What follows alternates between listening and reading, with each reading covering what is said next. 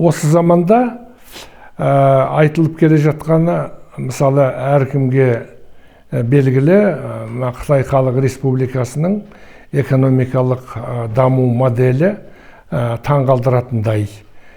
Осы соңғы 30-40 жылдың ішінде Қытай Халық Республикасы өзінің экономикалық көрсеткіштеріменен екінші орынға шықты деп көп жерде айтылып жатыр. Бірінші орында Америка Құрама Штаттары болса, екінші орында Қытай Халық Республикасы. Дэн Сяопин деген мына коммунистік партияның белді мүшелерінің бірі, өзі неше түрлі қиыншылық көрген, қуғынға түскен, ал енді сол 70-ші жылдардың соңында сол өзінің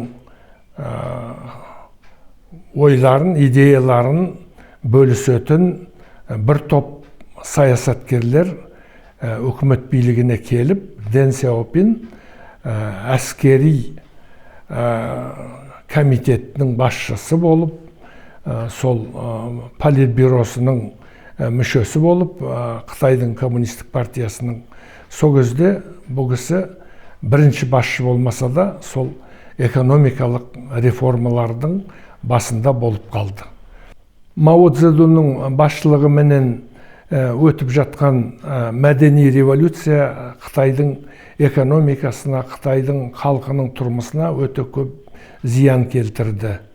Енді сол кезде Мао Цзэдун өзі біраз жасқа келген, ол кісі қайтыс болғаннан кейін, бір топ саясаткерлер, оның ішінде Дэн Сяопин деген кісі мемлекеттің басшылығына келіп, сол Дэн Сяопин Қытайдың коммунистік партиясының политбюросының мүшесі болып, әскери кеңесінің басшысы болып, сол экономикалық реформалардың басында болып қалғаны үлкен жетістік болды. Себебі осы кезден экономикалық дамуы мына көрші елдің өте қарқынды болып кетті. Ал енді айта келетін болсақ, Дэн Сяопиннің негізгі ойы, мысалы, мына үкімет жағынан қатал бақылауды азайтты, мемлекеттік мекемелерге, кәсіпорындарға, жеке кәсіпкерлерге көбірек бостандық беріп, өздері шешім қабылдай алатындай, өздерінің істейтін істерін жоспарлайтындай жағдайға мүмкіндік жасады. Екіншіден, осы мысалы өндіріс жасап жатқан кәсіпорындарға шетелге өнімін шығарып, экспортқа бұрылуға бағыт берілді. Ол тағы бар, сонысын әрине осыдан бұрын келе жатқан 20 шақты жылдың ішінде 2-5 жылдық жоспар орындалды Қытай Халық Республикасында. Сол кезде өнеркәсіптің негізгі базасы құрылды десек болады. Ал одан кейін әрине неше түрлі технологиялар керек болды. Соны Дэн Сяопин керемет жақсы түсініп, шетелден, Европа мемлекеттерінен, Америкадан технологиялар іздеп, солардың батыстың компанияларын Қытай Халық Республикасына шақырып, соларға толық мүмкіндік жасап, экономикалық аймақтарды құрып, үкімет жағынан бостандық беріп, заң жағынан мүмкіндік беріп, солардан келген компаниялар Қытай Халық Республикасында өздерінің филиалдарын, өздерінің кәсіпорындарын ашып, өндіріс бастады. Сол кезде идеяның бірі технологиялар нарыққа дегендей. Батыстың компаниялары технологияларын алып келді, Ал Қытай үкіметі оларға Қытайдың нарығына шығуға мүмкіндік берді. Енді сол кездің өзінде 1,5 миллиард халық болатын болса, әрине тұтынушылардың саны Европадан, Америкадан көп артық. Соған батыс компаниялары қызықты. Сонымен не керек? Әрине біріншіден жұмыс орындары пайда болды, көбейе бастады, технологиялар келді, ғылым дами бастады. Соныменен жұмыс орындары көбейді, ол үлкен әсер болды. Тағы бір Дэн Сяопиннің істеген жақсы ісін айта кететін болсақ, бұл кісі бүкіл ел масштабында емес, шағын жерлерде, аймақтарда жетістіктерге жетуге, экономикалық жетістіктерге жетуге мақсат қойды. Сондықтан әр провинцияда өзінің үкіметі өздерінің реформаларын жасап, өздері жетістіктерге жетіп, халықтың тұрмысын көтеруге тырысты.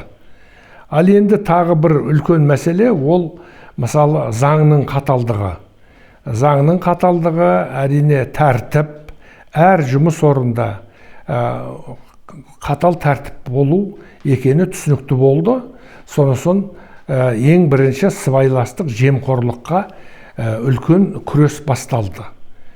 Енді біз қарап отырсақ, көп елде, оның ішінде жасыратыны жоқ, біздің Қазақстанда алғашқы 90-шы жылдары егемендік алған кезде сол заңның қаталдығы болмады, тәртіп болмады, көп жерде сыбайластық, жемқорлыққа жол ашылды.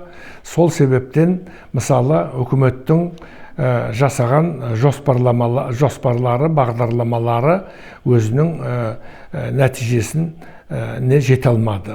Ал енді егерде қайтадан Қытай Халық Республикасына келсек, бұл кезде бірден өте қатал тәртіп орнады. О жерде мысалы енді әрине мына мемлекеттік бюджеттің, мемлекеттің қаржысын үнемді пайдалану мәселесі бірінші орынға қойылды.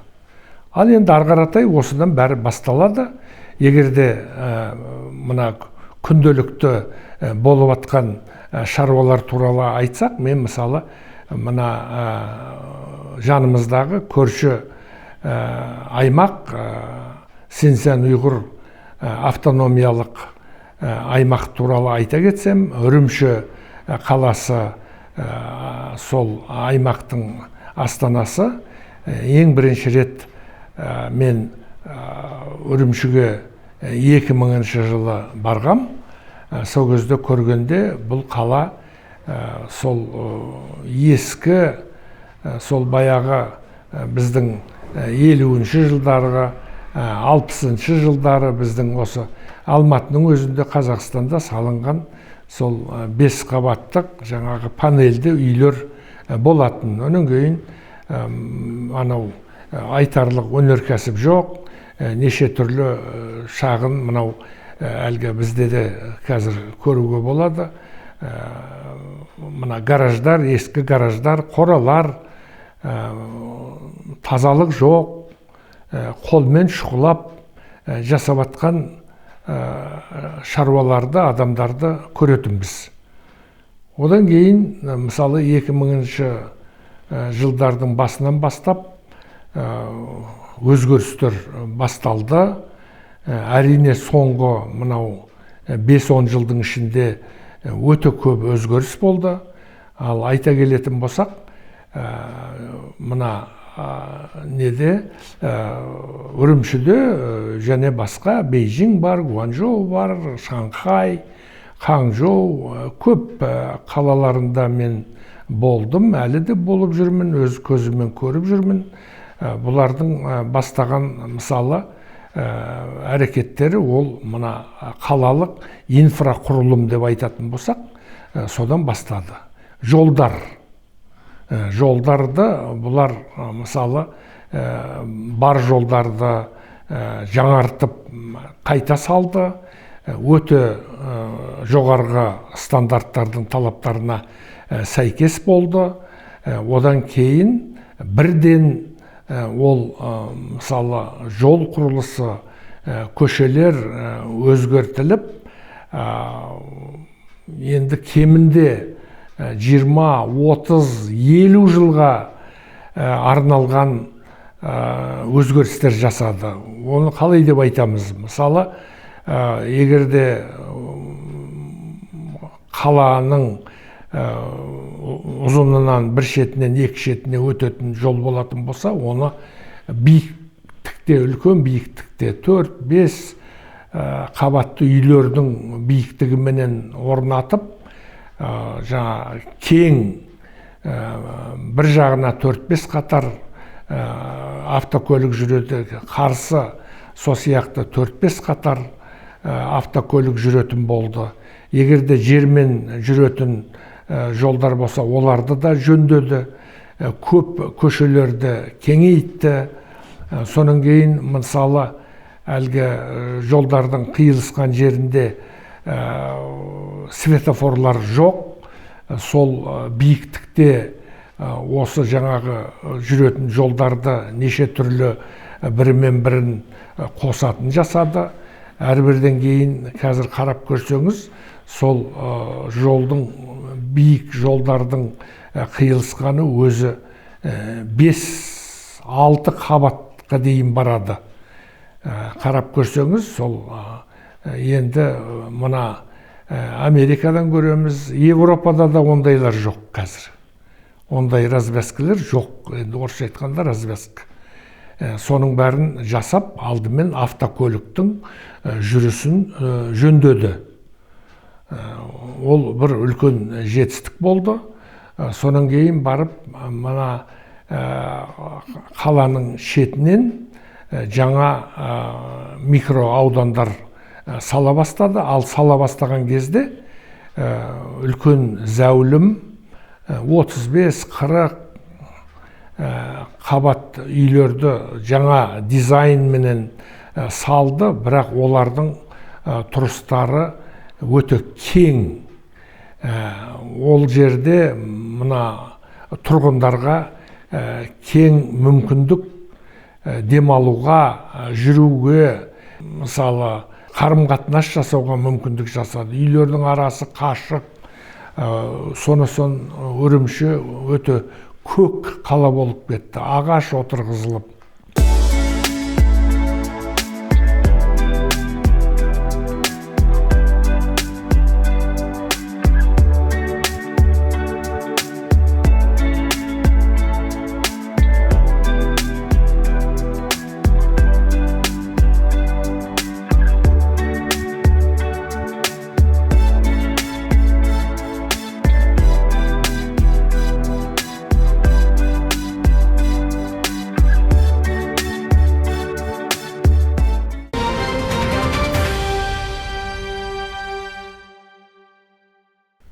Осы алдында айтылған кеңейтілген жолдардың бойына, көшелердің бойында көп ағаштар отырғызылды.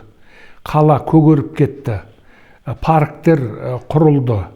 Оның кейін айтса келетін болсақ, оның өзі бір архитектуралық бір өнер деп түсінуге болады. Ағаштардың өзінің жапырақтарының өзі неше түрлі түсті. Мысалы, жасыл болсын, сары болсын, қызғылт болсын, сол ағаштар жолдың бойында, көшенің бойында әдемі әсер етеді. Гүл көп Үрімшіде. Орталық көшелердің бәрінде мүмкіндік болғанша гүл. Сыртта да жаңа мен айтып кеткен шағын аудандардың бәрі гүл. Сосын бір қызық жері, мысалы, мына қаланың ортасынан қаланың шетіне шығатын жолдарды Үрімші өзі бір сондай таулы жерде, енді төбе деп айтсақ болады, биік таулар емес, төбелер көп. Сол төбелерді жарып өтіп, кейбір жерінде тоннель жасап, жол түзу, кейбір жерде сол тегістеп жіберді. Әрине содан кейін бір айтарлық жер үйлердің өзін жаңа төбелерді тегістеп түзетіп сол төбелердің бойына зәулім биік үйлер салынып кетті. Қарап көрсеңіз, мынау адамның өзінің еңбегі, өнеріне таңғаласыз.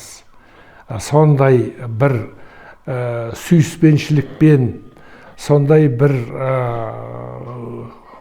мына қалаға қараған көзқараспен, оң көзқараспен істелініп атқаны көрініп тұрады. Жаңадан салынған спорт кешендері, мәдени кешендері, сол жаңа архитектураменен үлкен зәулім құрылыстар салынып жатыр. Айналасының бәрі кең. Мысалы, қараған кезде адамның көзі тояды. Ал енді бізде өкінішке орай, енді айтпауға болмайды. Мысалы, Алматымыз осыдан 40-50 жыл бұрын әдемі қала еді. Енді әрине жекеменшік шағын үйлер бар еді. Анау қазіргі Достық проспектінің ар жағы шағын үйлер, солың бәрі бақтың астында үйлер көрінбейтін, бақ болатын, бәрі көк болатын. Қаланың айналасының бәрі бақ болатын. Ал енді қазір сол бақтың бәрі жойылып, ағаштардың бәрі шабылып, кішкентай үйлер бұзылып, тығыз биік үйлер бір-біріне тақалып салынып жатыр. Бұлай қарап көрсеңіз, бір үлкен әлгі бір ген план деген болушы еді, сол ген план қазір біздің Алматыда көрінбейді. Ал енді Алматыны айтсақ, енді кемінде 150 жыл болған қала ғой, бірақ сол жаңа құрылыста салынғанда, анау бұрынғы Верный қаласының көшелері со бойынша қалып отыр. Өкінішке орай зәулім үйлер көшеніңге тақалып салынып жатыр. Жарайды, енді Алматыны айтатын болсақ, Астанаға келген кезде енді далада салынды ғой, ескі қала бөлек. Ал енді жаңа қала мүлдем таза жерге, ашық жерге, далаға салынып жатыр. Соның өзі тар болып, қазір осы жаңа қаланың өзінде әлгі айтып кететін өзіміздің үйренген пробкаларымыз таңертеңде, түс кезінде, кеште де Астананың өзінде пробка. Неге олай? Соған біз таңғаламыз. Енді менің естуімше, білмеймін, рас болса, мына Астананың ген планын Жапониядан келген архитектор дайындапты дейді. Әрине, енді егерде жапондардың өзінің аралдарының пайдалануға келгенде 80% адам тұрмайтын жерлер, таулар.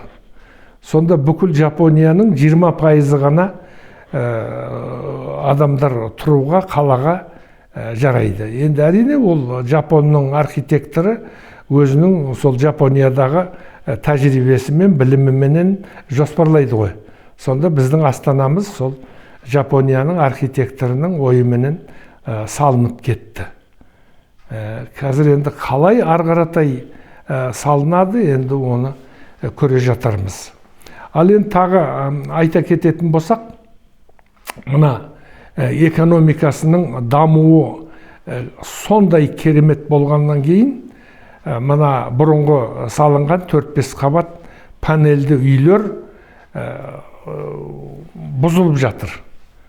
Қаланың көп жерінде, мысалы, бізде Алматыда шағын кішкентай үйлерді бұзып жатыр ғой, ал ол жерде 4-5 қабат жаңа бұрыннан тұрған, 50-60 жыл тұрған үйлердің бәрін бұзып, солардың орнына жаңадан үй салынып жатыр, бірақ ол үйлер бұрынғы орынға тұрып жатқан жоқ.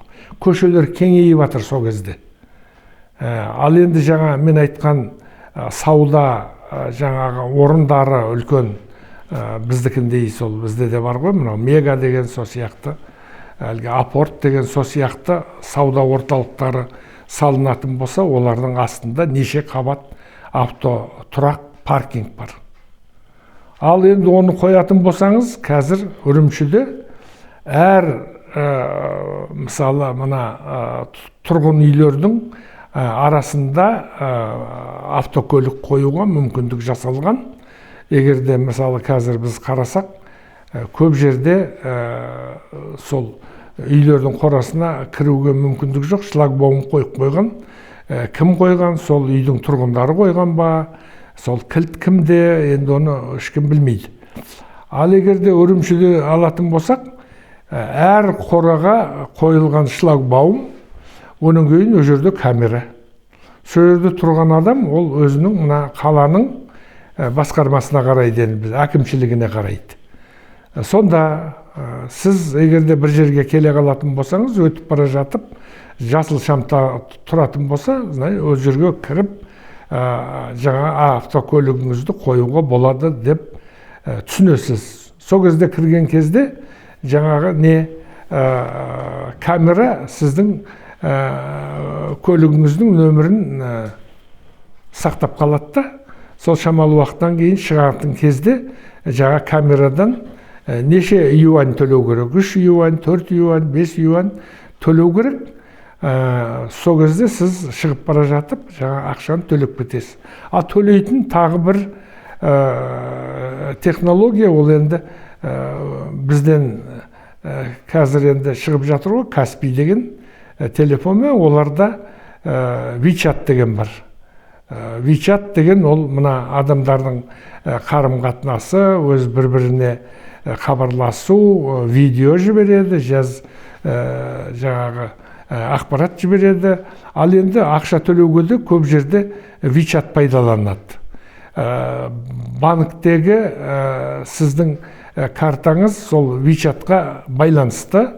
Жаңағы шыға берген кезде жаңа камераға сіз әлгі QR кодын оқысаңыз, сіздің картаңызды WeChat арқылы жаңағы ақшаны түсіріп алып қалады.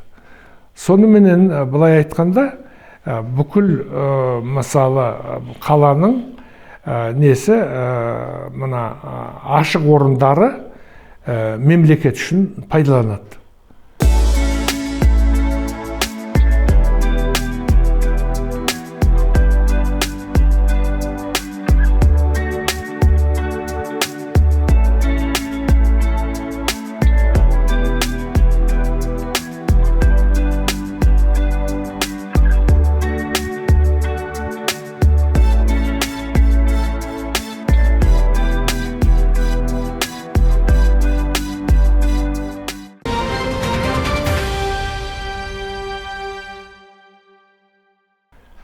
Ал енді жаңа ақылы жолдар бар қаланың сыртында. Олардың бәрінің түсіп атқан қаржылары аз емес, көп. Соның бәрі мына жол құрылысына, жолды күтуге, жол қатынасын күтуге пайдаланады екен. Енді айта келетін болсақ, осы халықтың тұрмысына, халықтың жағдайына әсер ететін, мысалы экономикалық дамуға әсер ететін, ол ақпараттық цифрлық технологиялардың дамуы. Жаңа мен айта кеттім ғой, әр көлік тұрған жерде бәрінде камералар тұр. Сіз ешқайда шықпайсыз, сол неменен жаңа QR кодпенен төлей бересіз. Ал енді тағы бір қызық жағдай, көп жыл бұрын менің байқағаным, мысалы мына жылу жүйесіне, су, электр қуатына төлейтін мүмкіндіктер баяғыда қарастырылған.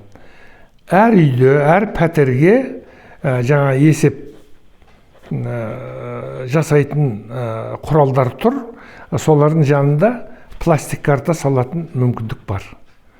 Сіз мына мысалы біздің әлгі қолдағы телефон сияқты өзіңіздің сим картаңызға ақша салып қоясыз. Электр жүйесіне, жылу жүйесіне, суға, телефонға, тағы басқа керек коммуналдық қызметтерге сіздің өзіңіздің қолыңызда картаңыз бар. Соны келесіз де өзіңіздің үйіңіздің жаңағы құралына салатын болсаңыз, сол жерде ол оқылады да тұрады. Әр үйде сонда сіздің пайдаланған электр қуатыңызға, жылуыңызға сол салынған ақшадан есеп бойынша ақша алынып тұрады. Егер де сіздің ақшаңыз бітетін болса, сол күні сіздің жылуыңыз тоқтайды. Электр жарығыңыз өшеді, газ келмейді, су тоқтайды. Ешкім біздікіндей бүкіл жаңағы үйдің шамын өшіріп тастап, немесе жаңағы Алматы энергосбыт деген біздің мекеме бар, Алматы су деген бар, жаңа тәртіп деген компания бар. Олар деген сізге телефон соғады, сіздің жаңа неңіз электр қуатына сіз төлемепсіз, сіз төлеңіз дейді. Сонда мен таңғалам. Алматыда 2 миллиондай халық тұратын болса, неше, мысалы 1 миллион пәтер бар шығар. Сонда жаңағы Алматы Алатау жарық па, Алматы энергосбыт па, солар қалай әр пәтерге телефон соғып отыра ма сонда? Соның кейін барып келіп, сізге соның үстінен штраф салады, жаңағы айыппұл салады. Мұның бәрі Қытай үшін 20 жыл бұрын өтіп кеткен мәселе. Ешкімге айыппұл салмайды. Сіздің жарығыңыз өшіп қалады, сонса өзіңіз жүгіріп барып, ақша саласыз да карточкаңызға келіп қайтадан орнына құйып қоясыз, болды. Шамыңыз жарқ ете түседі, суыңыз келеді, газыңыз келеді, үйіңіз жылынады. Міне сондай, міне ақпараттық цифрлық технологиялар өзін-өзі неғып жатыр, шешіліп жатыр. Әрине соныменен айтайын дегенім, менің мына көрші Үрімші қаласы керемет қатты дамып келе жатыр.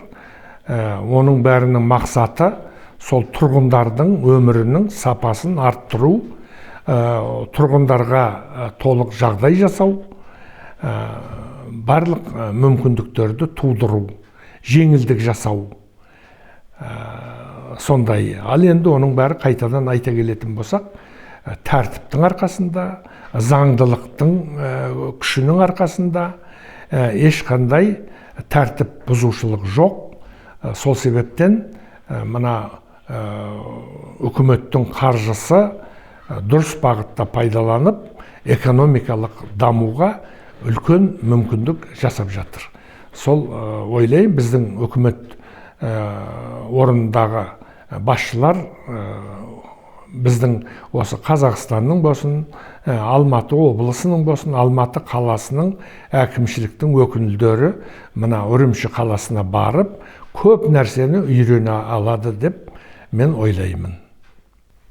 Тағы бір цифрлық технологиялардың дамуы туралы айтатын болсақ, Үрімшіде, әрине басқа қалаларда да, Қытайда өте көп камералар орнатылған. Ол тәртіп сақтау туралы, неше түрлі сақтық үшін істеген жүйелер. Енді оны былай түсінуге болады. Жаңа алдында айтып кеткен ескі әлгі 5 қабатты 50-60 жыл бұрын салынған үйлерді қарасаңыздар, терезелерінде темір шарбақ орнатылған. Әуелі сол 5-ші қабатқа дейін орнатылған. Сонда сол қаланың тұрғындарын сұрасақ айтады, ол сол 60-ші жылдары, 70-ші жылдары жасаған. Кейінде кішкене шамалы жасаған болатын, сақтықтан ұрлық көп болатын дейді. Пәтерге түсетін ұрлық көп болатын. Ал енді қазіргі жағдайда әрине жаңа үйлердің біреуінен сіз ондай шармақ көрмейсіз, өйткені пәтердің ұрлығы тоқтады дейді. Жоқ. Өйткені егерде сондай бір жағдай болатын болса, ол ұрыны, қылмыскерді тауып алу өте жеңіл, өйткені әр бұрышта тұрған камералар сол қаланың тәртібіне, қаланың азаматтарының көлігінің жүріс тұрысын бәрін бақылап, соның бәрін жазып тұр. Сондықтан айтатын болсақ, мына Үрімшіде әркім сырттан келген, шетелден келген адам сескенбей, қорықпай, өзін-өзі ұстай алады. Қылмыс жоқтың қатарында деп ойлауға болады. Өйткені сол үшін арнаулы жүйе құрылған.